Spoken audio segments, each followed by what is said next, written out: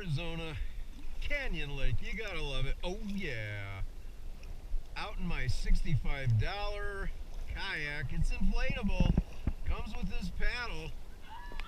And it's awesome. It's a 2-chamber, blows up, inflates either by the foot pedal that's provided, but I spent a whopping $8-9 on a automatic inflator that attaches to your lighter in your car.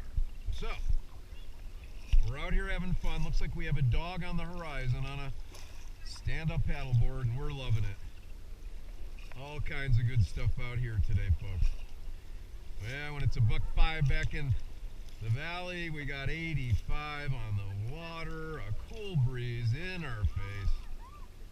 But no big whoop. We can negotiate a little win out here today in our Intex Challenger K1 inflatable kayak.